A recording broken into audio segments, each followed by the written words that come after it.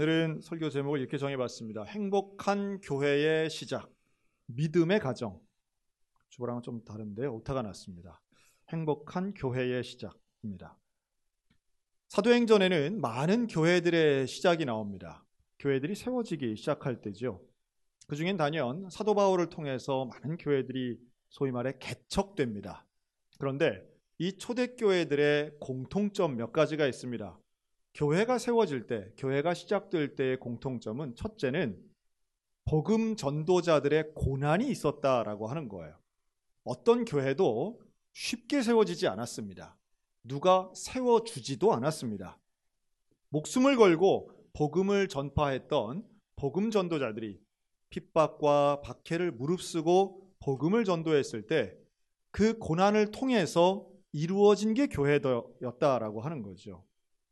지금은 요새 이제 개척하는 교회도 많이 줄어들긴 했지만 지금은 분립개척 혹은 어떤 도움을 통한 따로 독립된 예배 공간을 가지고 개척하거나 작아도 그렇게 교회가 시작되곤 하지만 이때 당시는 그런 게 아니었습니다. 소위 말해 교회를 위한 교회가 세워진 게 아니고 복음을 전파하다가 복음을 몰랐던 사람들이 하나 둘 예수를 믿고 복음을 받아들이면서 그들의 모임이 자연스럽게 교회가 된 것이죠. 그게 바로 에클레시아입니다. 그런데 여기엔 두 번째 특징이 또 있는데요. 이때의 교회들은 독립된 예배당에서 모인 게 아니었습니다. 이들은 예외 없이 특별히 바울이 개척한 이방 땅에 있는 교회들은 하나같이 누군가의 집에서 시작했다라고 하는 공통점이 있습니다. 즉 헌신하는 믿음의 가정들이 있었다는 거예요. 자기의 집에 바로 이 사도들을 초청하거나 복음 전도자들을 수용해서 여기에서 가족들이 먼저 변화되고 또한 그 집이 일종의 예배당의 역할을 하도록 헌신했던 사람들이 있었다라고 하는 겁니다. 먼저 이 고난을 좀 살펴보면요. 전도자들이 받았던 고난은 사실상 지금 우리가 당하는 고난하고는 완전 결이 좀 다릅니다. 본문에도 바울과 실라가 나오죠. 이들은 복음을 전파하고 이 빌립보 도시에서 많은 사람들을 전도했습니다. 그런데 그런 가운데 귀신 들린 여종, 귀신 들린 소녀 하나를 해방시켜주는 거예요. 귀신을 예수 이름으로 쫓아냈더니 이 소녀가 치유받습니다. 자유함을 얻어요. 그런데 문제가 생기죠. 이 소녀에게는 주인이 있었던 겁니다. 이 주인들이 이 소녀를 이용해서 점을 치게 하고 사람들로부터 돈을 받는, 즉 수익을 내던 일이 이 바울과 실라의 축사 사역을 통해서 그 수익이 없어지게 된 거예요. 그랬더니 이들이 화를 내며 바울과 실라를 고소합니다. 당연히 귀신 쫓아낸 걸 가지고 고소할 수는 없고요. 이들이 이 마을에, 우리 도성에서 소요를 일으킨다, 소란을 일으킨다, 이런 거짓된 죄목으로 이들을 고발하자마자 이들은 붙잡혀서 세 가지의 고난을 당하는데요. 첫째는 옷을 찢어 벗기는 수치를 당합니다.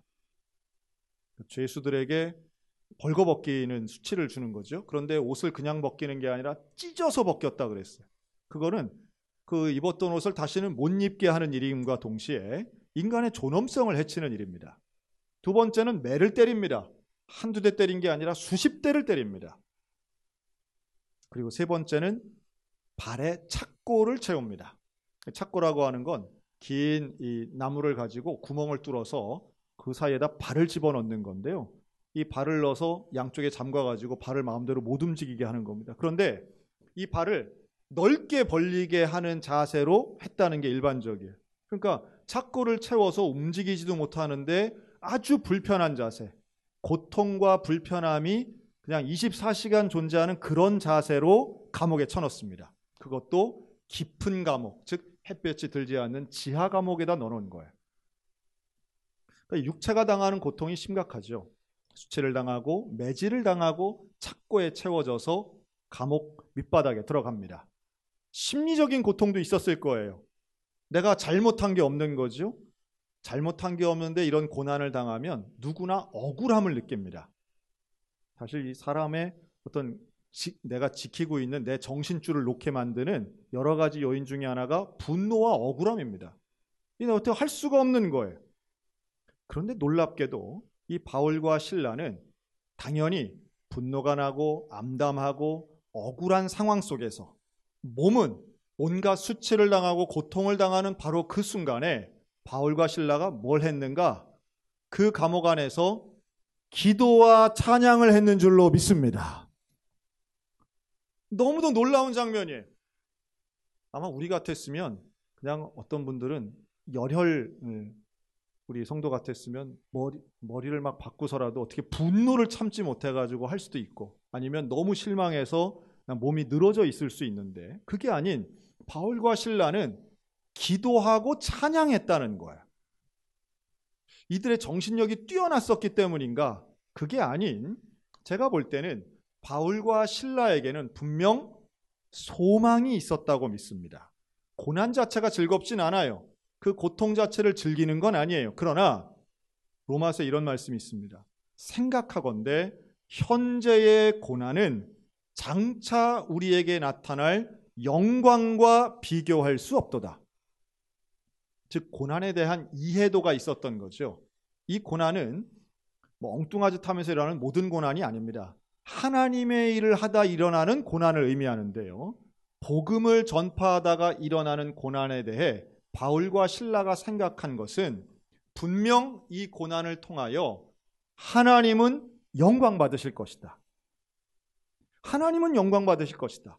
언제 어떻게 받으실지는 정확히 모르지만 이들에게 있는 믿음은 분명히 하나님이 영광을 받으실 거야. 또 있습니다. 로마서 5장에 보면 이런 말씀이 유명하죠. 우리가 환난 중에도 즐거워하나니 이는 환난은 인내를, 인내는 연단을, 연단은 몰라요? 소망을 이루는 줄 알미로다. 그러니까 그 소망이라고 하는 건 지금 당하는 고난이 즐거운 건 아니지만 결국 이 고난을 통하여 일하시는 하나님, 고난을 통해 인내와 연단의 과정을 견디면 결국 소망을 이루시는 분을 믿기 때문에 기도할 수 있었다는 거예요. 여러분, 오늘 우리들이 당하고 있는 분명히 어려움들이 있습니다. 하지만 우리의 교회를 세웠던 분들도 마찬가지고 바울과 실라도 그랬던 것처럼 복음 전도자들은 교회를 통해 일하시는 하나님, 고난을 통해서도 일하시는 하나님을 믿기에 어떤 상황에서도 소망을 가질 수 있는 줄로 믿습니다. 제가 좀 두 분을 소개하려고 합니다. 어느 교회나 그 교회에 역사책들이 있는 교회들이 있습니다. 다는 아니지만 되게 30년사, 50년사, 또 혹은 100년사 이렇게 씁니다. 이미 우리 교단도 100년 된 교회들이 제법 많아졌습니다. 그래서 더 이상 100년 역사, 이게 무슨 그 지역의 유일한 교회를 대변하는 표현은 이미 지나갔습니다. 그런데 그러한 교회가 쓰는 그 개교회의 역사책에 어떤 서술이 있느냐는 상당히 중요하고요. 교회마다 좀 차이는 있지만 서술이 객관적이면서도 전문적으로 잘 쓰여진 교회들은 그만큼 역사를 보는 시각과 역량이 있는 교회다라고 생각이 듭니다. 그런 면에서 우리 교회의 60년사는 서술이 다른 교회에 비해서 훨씬 더 자세하고 또한 많은 교회입니다.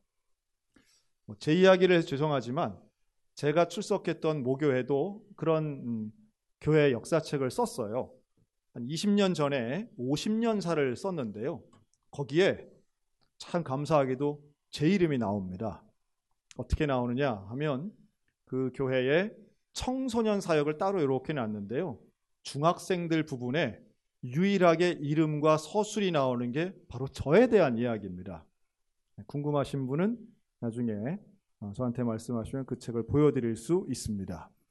근데 그게 저한테는 그때 당시는 그냥 그런가 보다 했는데요. 시간이 지날수록 너무 큰 영광이더라고요. 야, 나 같은 사람이 어떻게 그 교회의 역사의 한 부분을 차지하고 이렇게 서술되어 있을까?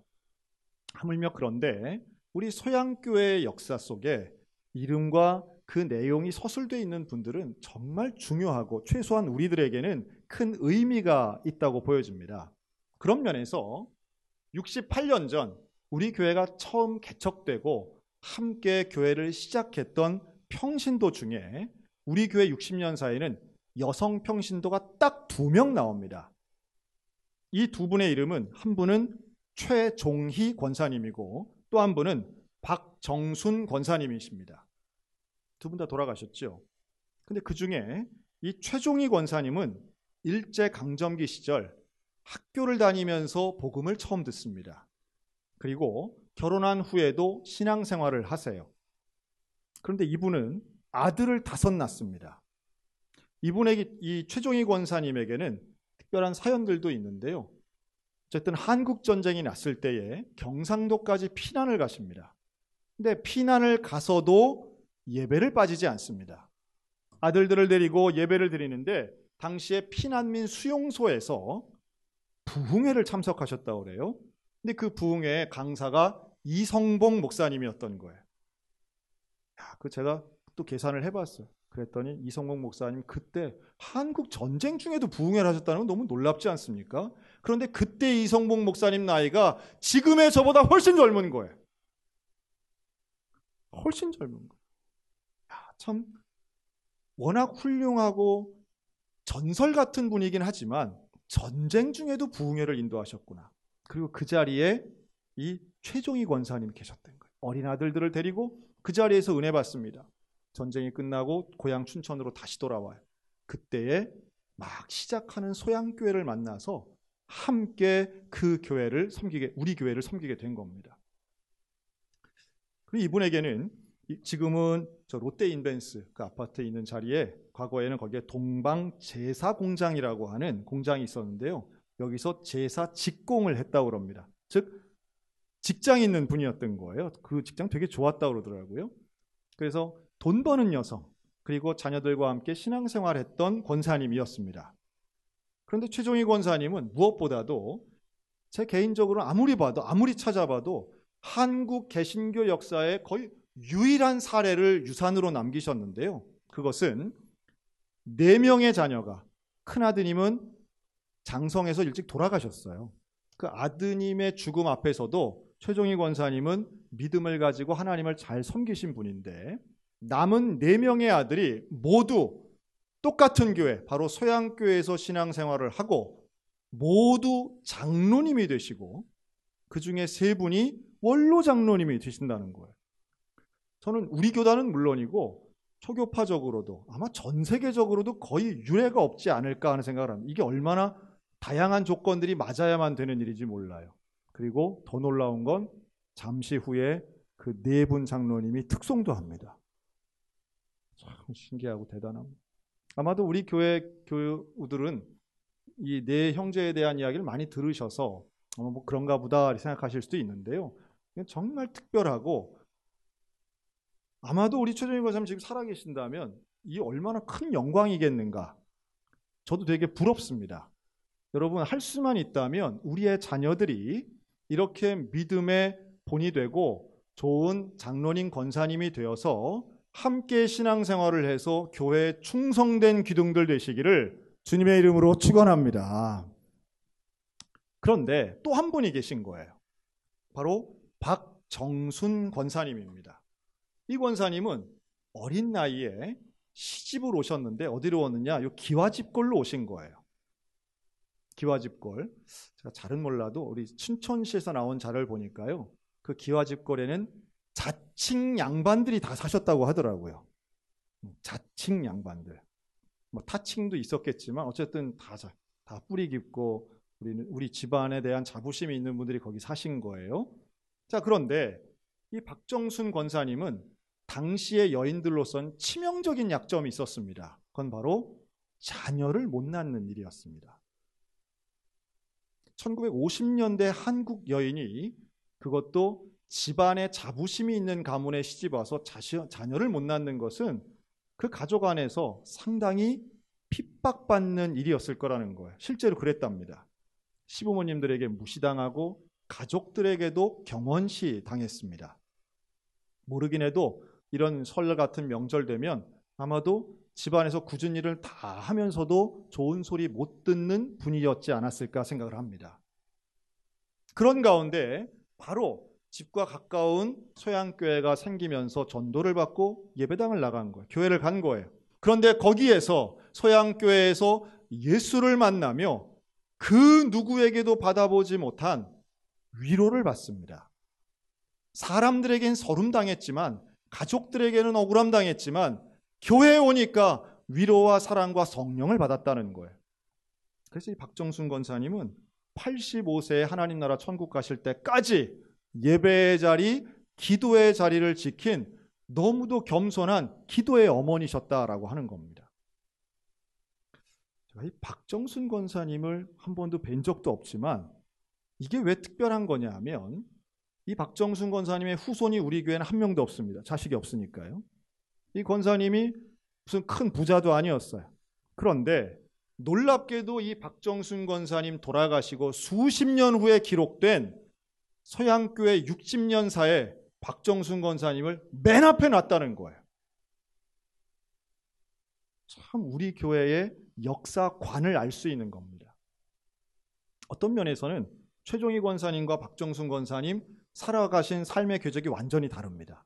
한 분은 자녀도 많고 자녀들도 다 믿음의 자녀가 되고 직장 생활도 하시고 활력 있게 사신 분이라면, 박정순 권사님은 전혀 그렇지 않은 삶을 산 거예요. 하지만 우리 소양교회는 최 권사님도 박 권사님도 다 하나님 나라의 일꾼이었고 하나님께 영광을 돌리는 귀한 분이며, 우리 후배들이 본받아야 할 분으로 역사책에 딱 써놨다는 거예요. 제가 이 박 권사님 보면서 그런 생각이 들더라고요. 작년에 돌아가신 우리 박금옥 권사님 생각 많이 났습니다. 또 지금은 요양원 들어가 계시지만 김사면 권사님 생각도 났습니다. 세상적으로 볼 때는 참 박복한 인생들이다라고 평가받을지 모르지만 하나님 보시기에는 가장 귀한 내 딸들, 나만 사랑하고 하나님 한 분만 보았던 그 귀한 딸들에 대해 하나님 얼마나 기뻐하실까, 하나님 얼마나 영광 받으실까, 이런 권사님들이 계신 우리 소양교회는 복받은 교회인 줄로 믿습니다. 빌립보 교회도 마찬가지예요. 빌립보 교회도 헌신하는 평신도들이 있었습니다.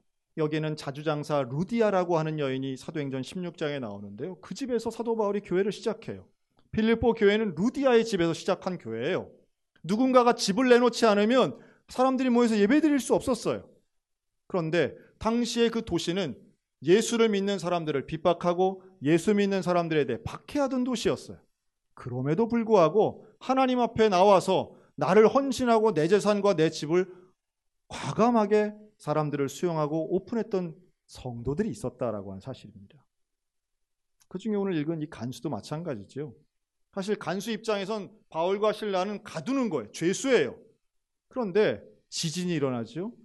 바울과 실라가 찬양하고 기도할 때 지진이 일어나더니 옥문이 다 활짝활짝 열린 거예요. 자고 있던 간수가 벌떡 일어나서 깨보니까 옥문이 다 열려있고, 그 순간 절망합니다. 그래서 스스로 죽으려고 합니다. 내가 지키고 있을 때 옥문이 열리고 죄수들 다 도망갔으니 나는 끝났다. 죽으려고 할 때 바울이 외칩니다. 우리가 여기 있다. 스스로 죽지 마라. 우리 나가지 않았다. 그때 이 간수가 바울 앞에 엎드리면서 이렇게 고백합니다. 선생들이여, 내가 무엇을 하여야 구원을 받겠습니까? 놀라운 질문이죠. 호칭도 달라졌어요. 죄수가 아니라 선생이라 말합니다. 내가 무엇을 해야 구원을 받겠습니까?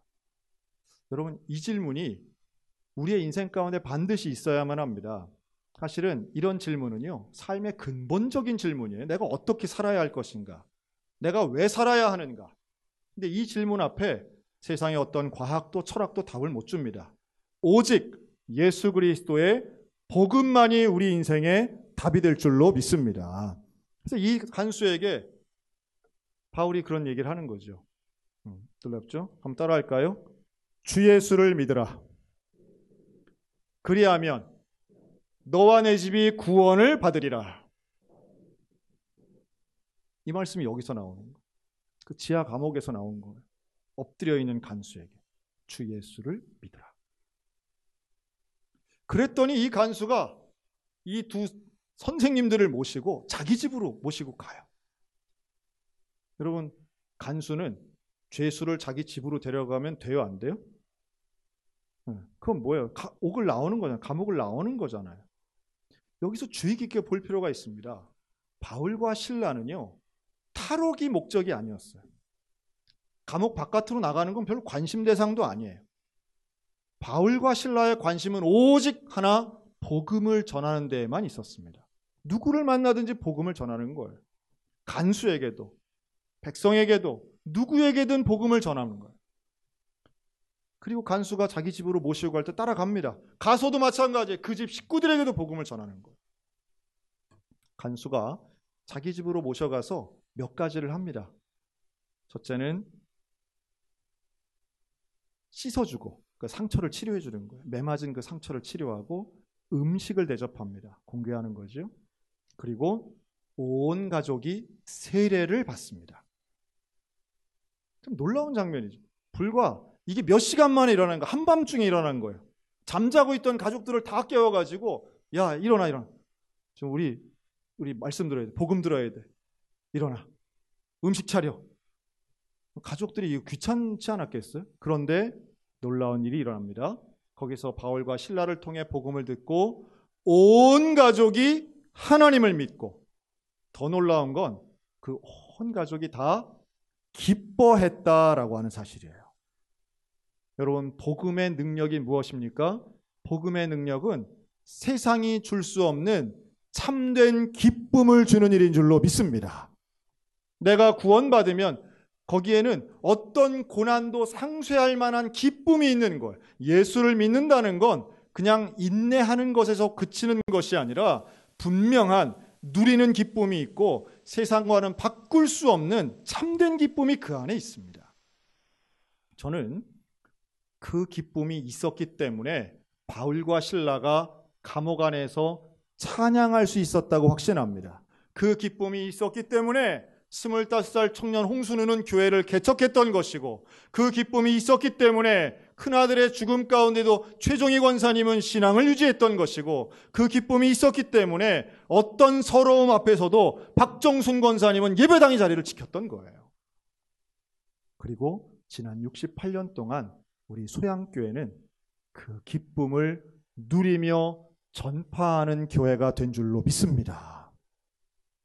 여러분, 신앙생활은 이 기쁨을 누리는 거예요. 교회에 오는 건 이 기쁨을 누리는 거예요. 내가 무엇을 해야 구원을 얻겠습니까? 라고 하는 나 자신에 대한 간절하고 근본적인 질문을 가지고 예수의 복음 앞에 설 때에 우리는 이 놀라운 기쁨을 소유할 수 있습니다. 세례의 감격이 있고 예수를 믿는 믿음의 감격이 있습니다. 절망이 변하여 생명됩니다. 죽으려고 했던 간수를 살린 것은 다름 아닌 예수 그리스도의 복음이었습니다. 복음은 두려움이 변하여 확신되게 합니다. 고통도 고난도 변하여 영광되게 합니다. 빌립보 감옥의 바울과 실라가 그걸 증명하고 있는 거예요. 그리고 놀랍게도 복음은 상황을 이깁니다. 우리 소양교회 68년 역사가 그것을 증명한다고 믿습니다. 우리의 눈에는 상황만 보이죠. 그러나 그 상황 너머에 있는 소망의 하나님을 바라보시는 믿음의 성도들이 되셨으면 좋겠습니다. 주님이 우리와 함께 하십니다. 내가 앉아있는 이 자리 50년 전엔 분명히 다른 분들이 있었고, 내가 앉아있는 이 자리 30년 전엔 다른 분들이 계셨지만 그분들은 여전히 변함없이 하나님의 자녀이고, 그 놀라운 영광이 우리를 통하여 또한 다음 세대에게도 이어지고 있습니다. 우리 소양교회를 통해 하나님이 많은 일들을 이루신 것처럼, 많은 영혼들을 구원하셨던 것처럼 앞으로도 복음 전도자의 고난과 믿는 자의 헌신과 복음의 기쁨을 누리며 살아가는 우리 귀한 교회 소양성결교회가 되시기를 주님의 이름으로 축원합니다.